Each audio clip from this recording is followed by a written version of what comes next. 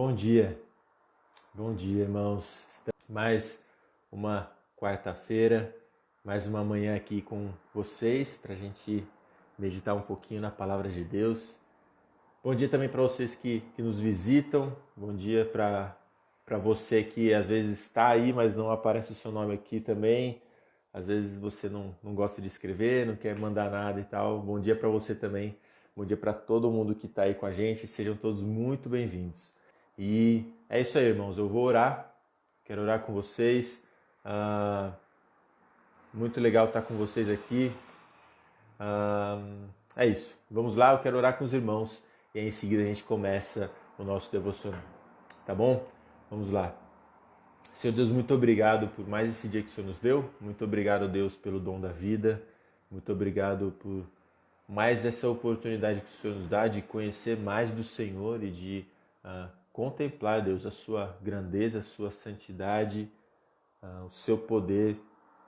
Muito obrigado, Deus, porque o Senhor se revela a nós através da tua palavra e nós te louvamos, Deus, porque conhecer do Senhor é algo que realmente nos satisfaz, que nos traz alegria, que nos traz paz e conforto. Coisas que muitas vezes nós buscamos nas coisas ao nosso redor, Pai, mas que nós só encontramos no Senhor. Nós pedimos que o Senhor nos dê um tempo agradável juntos, que o Senhor fale conosco, Pai, através da Tua Palavra e pela ação do Teu Santo Espírito. Que o Senhor, Pai, me ajude a ser claro naquilo que eu vou comunicar e que o Senhor fale, Deus, aos nossos corações, para que nós possamos ser transformados, Deus, por aquilo que nós vamos aprender aqui. Nós louvamos ao Senhor, Pai, e te agradecemos no precioso nome de Jesus, que é o nosso Salvador. Amém. Sejam todos muito bem-vindos. E é isso aí, pessoal. Nós vamos começar o nosso devocional. Eu quero começar contando uma breve historinha, né, que não é uma história muito específica e tal, mas ela ilustra bem algo que eu quero comunicar para os irmãos aqui, né? Recentemente aconteceu uma situação que eu já tinha realmente visto outras vezes, mas que me chamou a atenção de uma forma diferente, né? Eu estava com um amigo, o filho dele estava perto, assim, do lado, brincando, e eu estava conversando com ele, né? E enquanto eu conversava com ele, às vezes eu olhava o filho dele brincando ali do lado. E do nada, o filho dele fez uma cara exatamente igual a que ele faz. Sabe? Exatamente igual. Eu não sei se você já passou por isso, né, de ver um filho imitando algo assim exatamente igual o pai faz, né? Era algo simples, era uma expressão simplesmente, né, mas que me chamou muita atenção. E aí veio na minha cabeça aquela famosa frase, né, que você já deve ter ouvido: as crianças imitam o que elas veem, né? As crianças imitam o que elas veem. Embora a gente use essa frase normalmente para falar de crianças, ela também é verdade para adultos como nós, né? Nós imitamos o que nós vemos.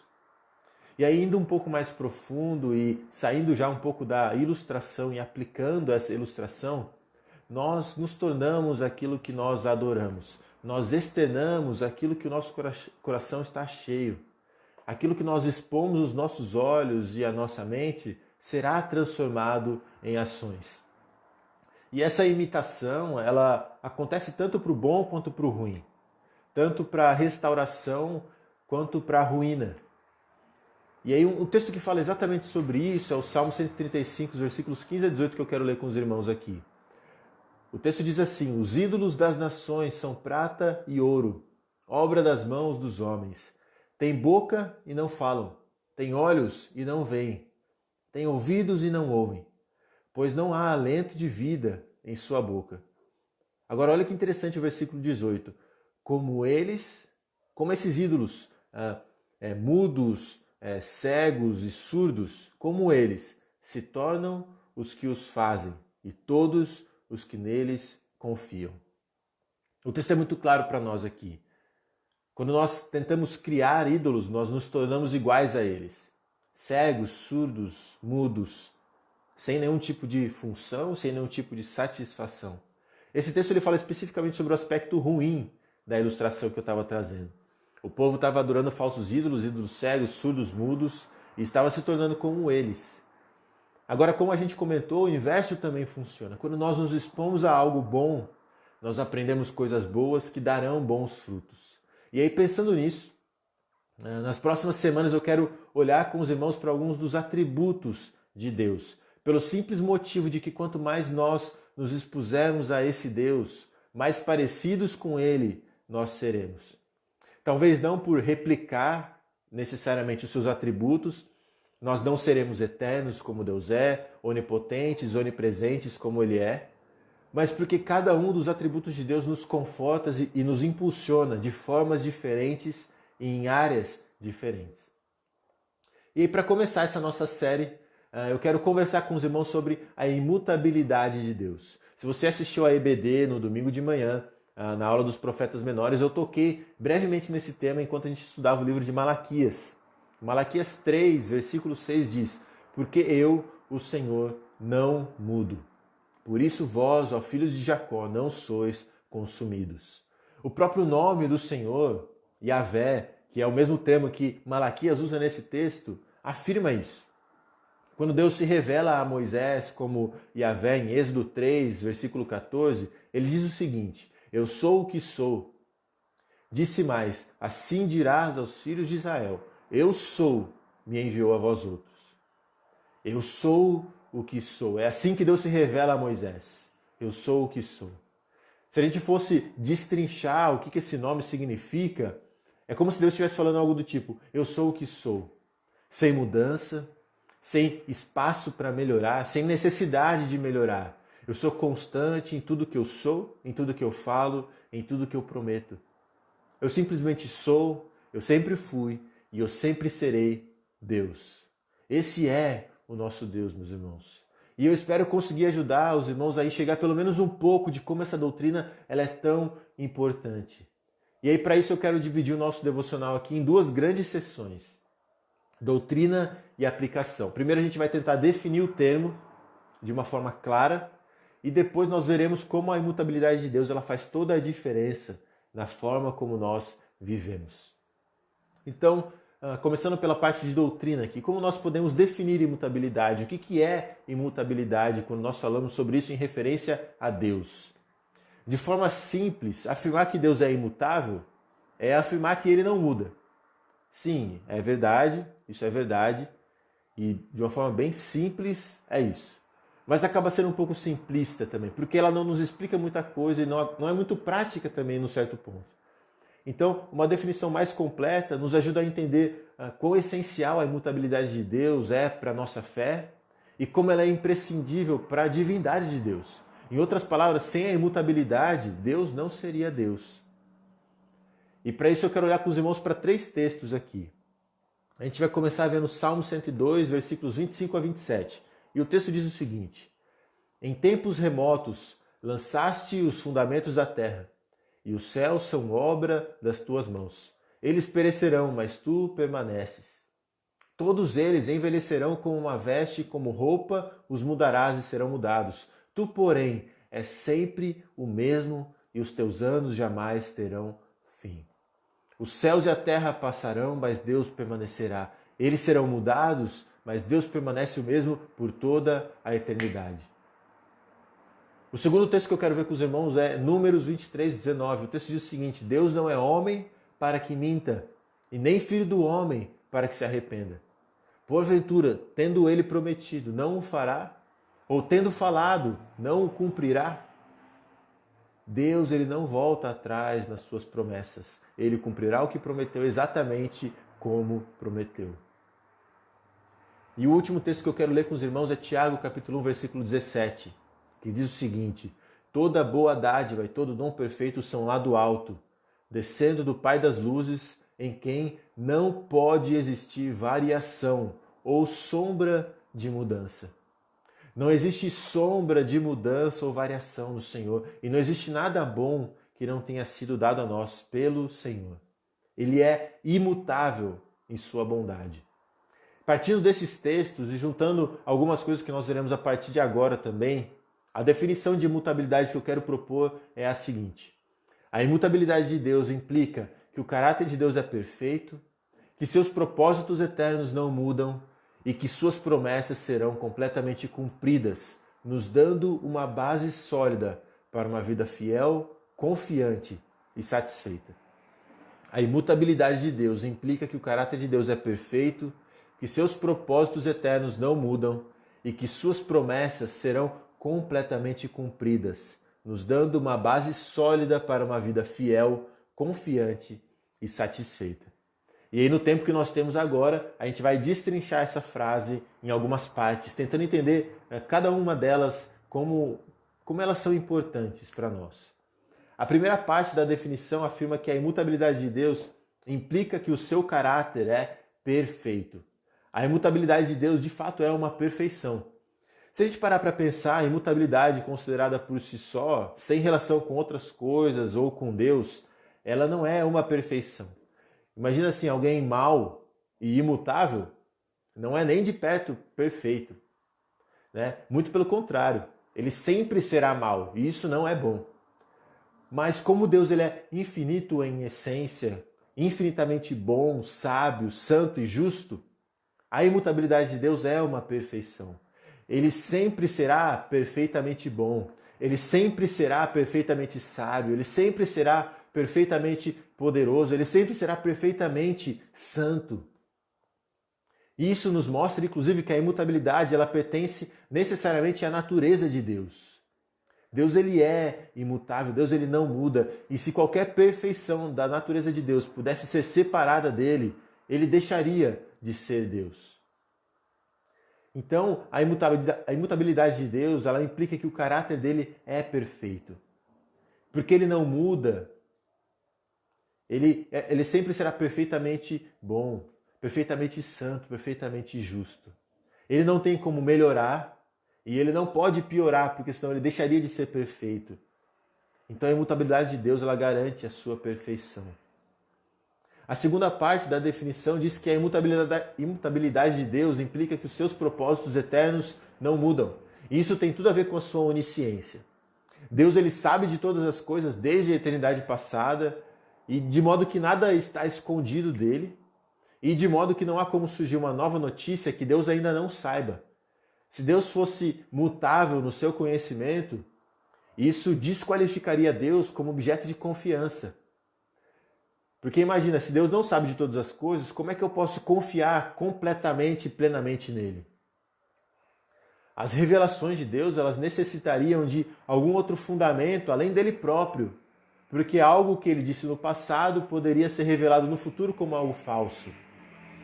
Mas como ele sabe de todas as coisas, tudo aquilo que ele disse no passado é certo para o futuro. Além disso, Deus também seria um objeto impróprio de obediência. Nós não deveríamos ser obedientes a um Deus que muda. Porque se ele é mutável na sua justiça, se a mente e a compreensão de Deus são mutáveis e inconstantes, elas não podem fazer um julgamento preciso e justo das coisas que devem ser feitas e das coisas que não devem ser feitas. A moral de Deus ela seria mutável. Uma hora algo seria certo para ele, outra hora seria errado. E nenhum homem sábio e em plena consciência acharia razoável confiar em uma pessoa que é injusta e instável. Então, a imutabilidade de Deus implica que os seus propósitos eternos não mudam. Isso está ligado tanto à questão daquilo que ele disse no passado ser correto para o futuro, quanto também no sentido de que aquilo que Deus pede para que nós obedeçamos no passado continua valendo hoje. A justiça dele não muda, a santidade dele não muda, os decretos do Senhor não mudam, e por isso nós precisamos e devemos obedecer a esse Deus. E finalmente, a imutabilidade de Deus implica que suas promessas serão completamente cumpridas. Se Deus pudesse mudar, nós nunca poderíamos ter certeza das suas promessas. E, consequentemente, a sua imutabilidade fornece a base para as suas promessas imutáveis para nós em Cristo. Porque Deus não muda, nós podemos ter a certeza de que Ele cumprirá tudo o que Ele prometeu, como a gente viu no texto lá de Números 23, 19. E pensando nisso, a imutabilidade de Deus fornece ao seu povo, a nós, muito conforto e muita estabilidade. Nós queremos um Deus cujo amor pode mudar, nós queremos um Deus cuja santidade pode mudar, nós queremos um Deus cujo poder pode mudar? Obviamente que não. Nós queremos um Deus imutável no seu amor por nós. Nós queremos um Deus imutável na sua santidade e na sua justiça. Nós queremos um Deus que é imutável no seu poder, ele é plenamente poderoso sempre. Nós queremos um Deus que é fiel ao que disse, e não é só questão do que nós queremos, mas é que nós precisamos de um Deus imutável. Porque nós somos tão inconstantes e falhos, nós precisamos de um Deus que é imutável e perfeito, para que Ele supra aquilo que falta em nós. Para que Ele supra aquilo que falta em nós. A doutrina da imutabilidade de Deus, então, é necessária ao cristianismo e à nossa fé. Ela não só afirma que Ele não muda, mas que Ele não pode mudar, senão Ele deixaria de ser Deus. E esse contraste entre ser algo e se tornar algo marca a diferença aqui entre o Criador e a criatura. Cada criatura, nós aqui no caso, nós estamos continuamente nos tornando algo. Criaturas são mutáveis, elas se esforçam para alcançar alguma coisa, elas buscam descanso e satisfação em alguma coisa. E elas só encontram descanso e satisfação em Deus, só em Deus, porque Ele simplesmente é. Ele é, sempre será, nunca mudará e Ele nunca deixará de ser tudo o que nós precisamos. Deus ele é imutável em sua essência. A natureza de Deus e o ser de Deus são infinitos e não estão sujeitos a nenhuma possibilidade de mudança. Nunca houve um tempo em que Ele não existisse e nunca vai chegar um momento em que Ele vai deixar de existir. Deus ele não evolui, Ele não cresce, Ele não melhora. Tudo que Ele é hoje, Ele sempre foi e Ele sempre será. Ele não pode mudar para melhor porque Ele já é perfeito. E sendo perfeito, Ele não pode mudar para pior. Então até aqui nós vimos a parte doutrinária da nossa definição. A imutabilidade de Deus implica que o caráter de Deus é perfeito, que os seus propósitos eternos não mudam e que suas promessas serão completamente cumpridas. E aí a última parte da nossa definição é a aplicação da doutrina da imutabilidade. A imutabilidade de Deus nos dá uma base sólida para uma vida fiel, confiante e satisfeita. A ideia, irmãos, de que Deus pode mudar leva à horrível possibilidade de que a qualquer momento a gente possa viver num universo dominado por um Deus totalmente mau e onipotente, por exemplo. É difícil imaginar qualquer pensamento mais assustador aqui. Deus ele poderia deixar de ser bom e começar a reger o mundo de uma forma terrível, não como o Deus justo que nós vemos na palavra, mas como um Deus injusto e mau. Se Deus fosse mutável, inconstante, isso poderia acontecer. Ele poderia simplesmente deixar de lado tudo aquilo que nós sabemos dele através da palavra dele. Como nós poderíamos confiar em um Deus que pode mudar? Como nós poderíamos entregar as nossas vidas a um Deus que pode mudar? Além disso, se Deus pudesse mudar em relação aos seus propósitos, talvez ele simplesmente abandonasse o seu plano futuro de novos céus e nova terra. Talvez ele voltasse atrás em relação à volta de Cristo. Não, Jesus não vai voltar. Ele poderia fazer isso se ele fosse imutável. Talvez ele dissesse que ele não queria mais saber de nós e que agora a gente teria que se virar por nossa conta para sobreviver. Talvez, quando a Bíblia foi escrita, ele tinha prometido o perdão dos pecados e vida eterna, mas talvez agora ele tenha mudado de ideia e ele não vai mais perdoar as pessoas por causa do que Cristo fez. Imagina a tragédia de confiar em um Deus que muda. Nós não teríamos onde nos agarrar, nós não teríamos algo firme para ficarmos em cima. Se Deus pudesse mudar em relação às suas promessas, como nós poderíamos confiar nele plenamente, completamente para a vida eterna? Ou para qualquer outra coisa que a Bíblia diz, como nós poderíamos ter certeza de algo? Ou talvez, se Deus fosse mutável, a onipotência de Deus mudaria. Ele não seria mais o Deus soberano que ele é. E talvez, embora ele quisesse cumprir as suas promessas, ele não teria mais poder para cumprir essas promessas. Uma pequena reflexão como essa mostra para nós o quão absolutamente importante é a doutrina da imutabilidade de Deus. Se Deus não for imutável, toda a base da nossa fé começa a desmoronar e a nossa compreensão do universo se desfaz completamente. Isso acontece porque a nossa fé, a nossa esperança e o nosso conhecimento dependem, em última análise, de uma pessoa que é infinitamente digna de confiança. E uma pessoa que não muda, que permanece igual para sempre. Deus, ele é imutável e por isso ele sempre vai ser justo e bom. Deus, ele é imutável e por isso ele não vai mudar o seu plano de salvação. Jesus Cristo, ele veio para morrer na cruz e pagar o preço pelos nossos pecados e ele vai voltar em glória para nos levar. Deus, ele é imutável e por isso ele sempre será onipotente, onipresente, onisciente e soberano. Deus, ele é imutável e por isso nós temos um conforto sólido. Não se pode confiar na natureza humana, nós somos inconstantes e tão mutáveis. Mas nós podemos confiar plenamente na natureza imutável de Deus. Por mais instável que eu seja, por mais inconstante que as pessoas ao meu redor se mostrem, Deus, ele não muda. E isso também é um enorme incentivo à oração. Que conforto seria orar a um Deus que, como um camaleão, muda de cor a cada momento. Que confiança nós teríamos em orar para um Deus que numa hora pensa de uma forma e na outra hora pensa de outra. Quem faria um pedido a alguém que é tão mutável a ponto de conceder uma petição num dia e negar no outro? Irmãos, Deus não muda. E por isso nós podemos conhecer a sua vontade e orar com confiança. E também é verdade aqui, irmãos, que a imutabilidade de Deus é algo terrível para aqueles que não temem a Ele. Aqueles que desafiam a Deus, que quebram as leis de Deus, que não se preocupam com a glória de Deus e que vivem as suas vidas como se Deus não existisse, elas não devem supor que quando chegar ao final, elas vão simplesmente clamar por misericórdia e Deus vai mudar a sua palavra e vai deixar de colocar o seu julgamento. A imutabilidade de Deus, ela é como a nuvem, por exemplo, lá na época do Êxodo, lá no Egito, ela tem um lado escuro e tem um lado claro.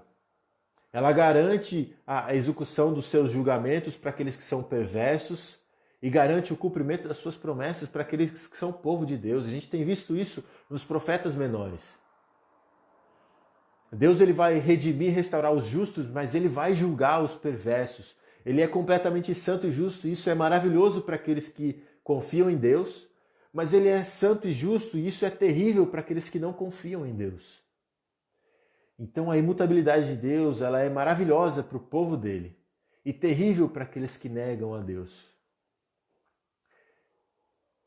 Concluindo o nosso tempo aqui, Deus, ele é imutável e por isso perfeito em todos os sentidos. Ele é imutável e por isso confiável em todos os sentidos.